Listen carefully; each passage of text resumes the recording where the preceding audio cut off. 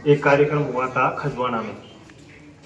उस समय मैं मॉडल स्कूल में था और खजवाना में भूराराम जी रोज पत्रकार मेरे भाई जैसे ही थे, अच्छे मित्र थे, तो उन्होंने कहा कि हमने एक कार्यक्रम रखा है, हमारी 10वीं की जो पाठ्यक्रम की किताब है हिंदी की, उसमें हमारे ही क्षेत्र के एक व्यक्ति है, उनका पाठ चलता है।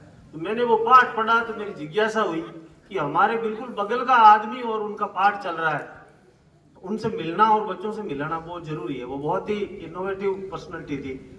उन्होंने सर को आमंत्रित करके और एक प्रेरणा पुंज नाम से कार्यक्रम रखा खजवाना में। तो मैं यहाँ से गया, जाग करके सर की बातें सारी सुनी और फिर सर से मुलाकात करके मैंने अगले दिन मॉडल स्कूल में आने का न्योता दिया। तब तक सर की यहाँ की एजुकेशन के बारे में, जिले के प्रति ये मुझे लगता है ये धारणा थी कि यहाँ पढ़ाई पर काम कोई ज्यादा होता नहीं है।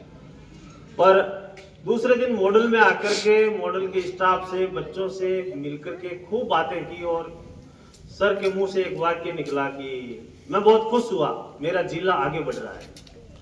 मैं बहुत खुश हुआ मेरा जिला आगे बढ़ रहा है। ये वाक्य सुनकर के हम भी बड़े आश्वस्त हुए कि चलो हम कुछ ठीक कर रहे हैं।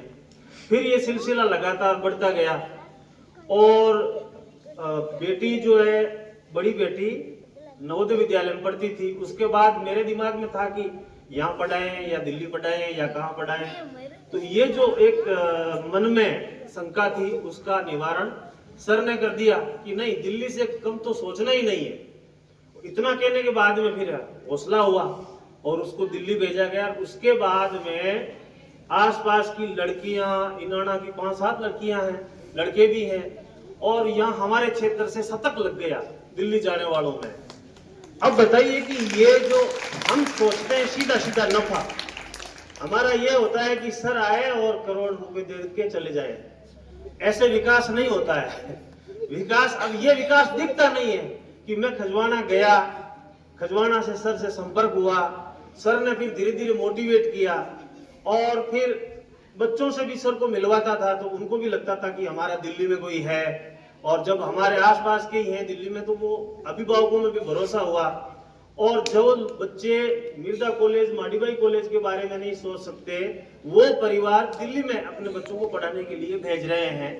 ये जो कमाई है, ये जो चीज आई है हमारे यहाँ क्षेत्र में, इसके बैकग्राउंड में सबसे पहले तो मैं, गुरुजी आज संसार में ही नहीं है, उनको नमन करता हूँ।